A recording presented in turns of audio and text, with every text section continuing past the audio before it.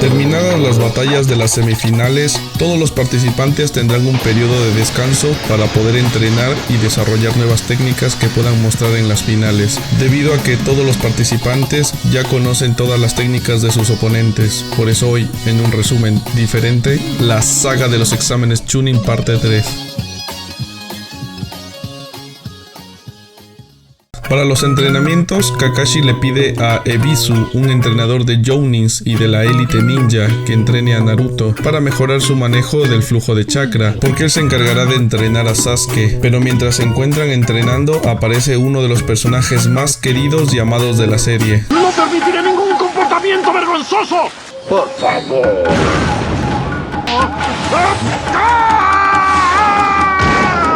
Soy el ermitaño de la montaña Myoboku, el espíritu sabio e inmortal. Ese soy yo, el sabio de la montaña del sapo.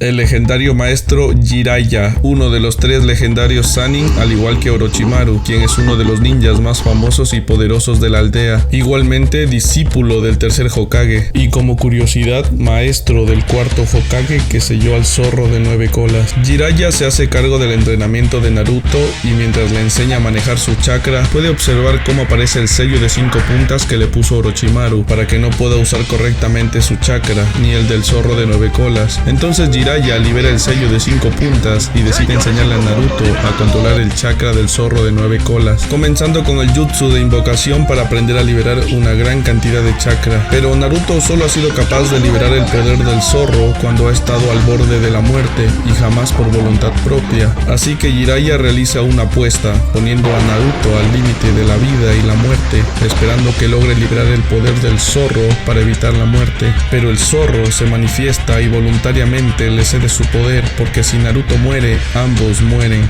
liberando así el chakra rojo, logrando invocar con esa gran cantidad de chakra al jefe sapo Lord Gamabunta.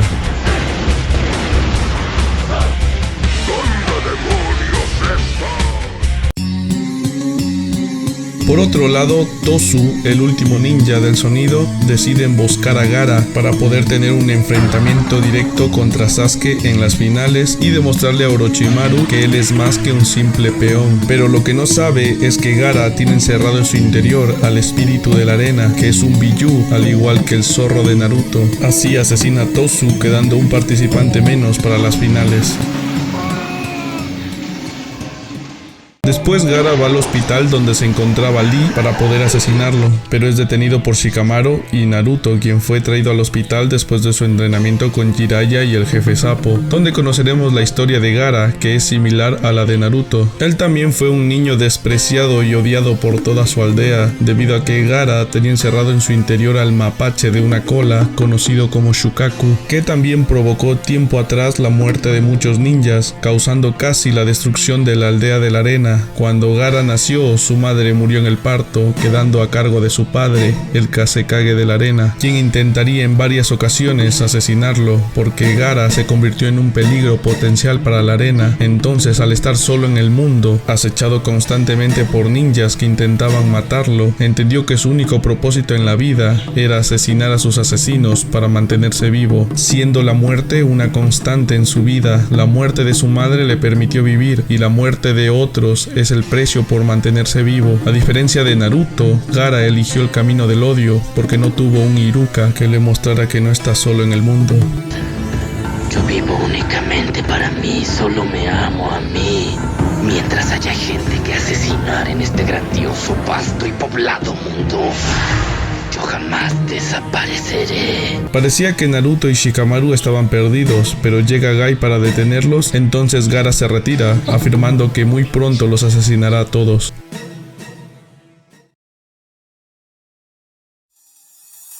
Ahora sí, llegó el día del tercer y último examen Chunin, las batallas finales, donde podremos ver cómo personas muy importantes de diferentes naciones acuden al evento público. Para iniciar el evento comenzarán abriendo con la primera batalla entre Naruto Uzumaki versus Neji Hyuga.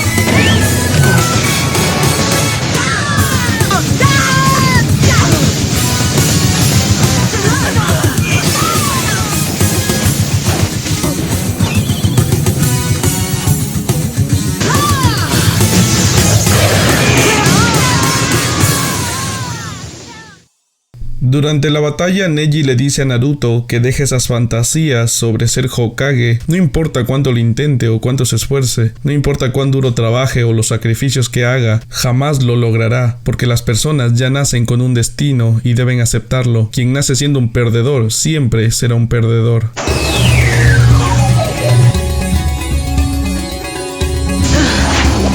gradas, 2 palmas, 4 palmas, 8 palmas, 16 palmas, 32 palmas, 64 palmas.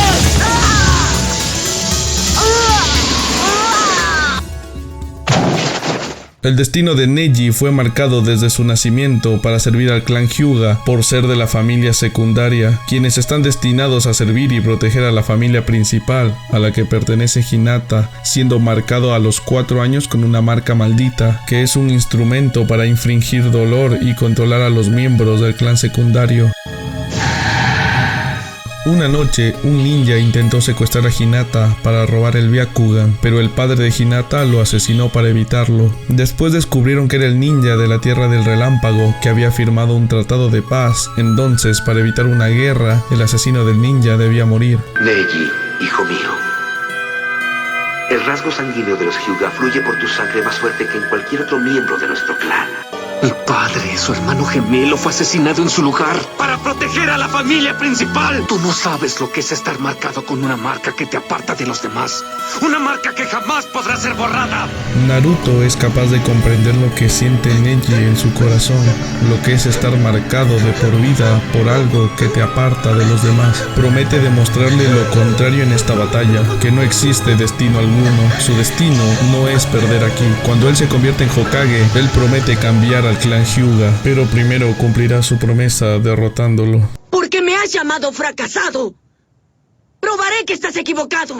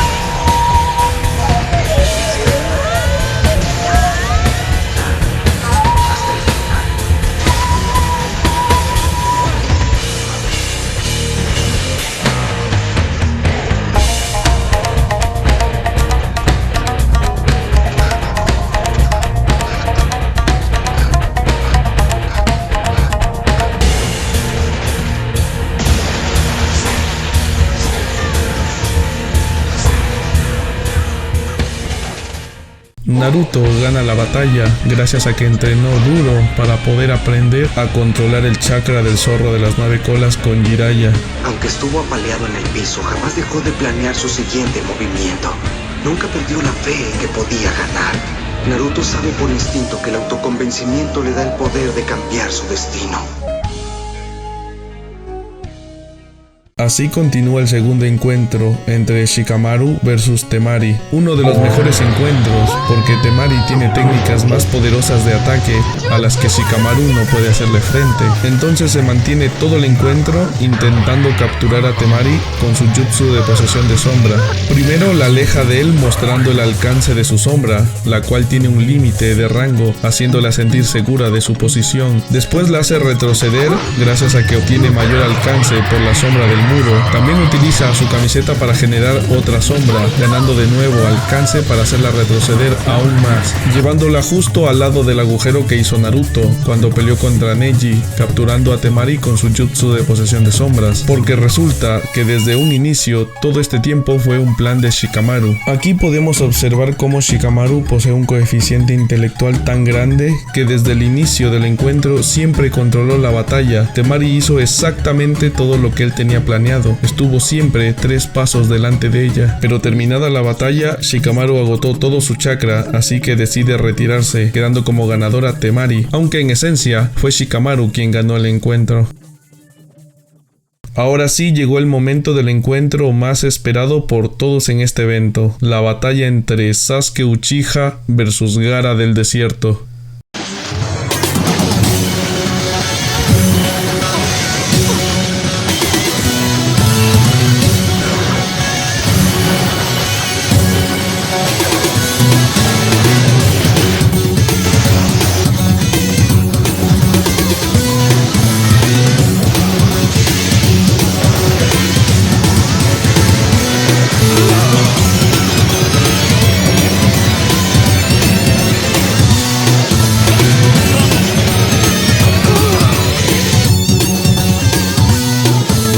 Sasuke entrenó con Kakashi para poder activar su cuerpo físicamente al mismo nivel de Lee, copiando su taijutsu, para poder utilizar la técnica definitiva de Kakashi para asesinar, terminando el combate con la cuchilla relámpago.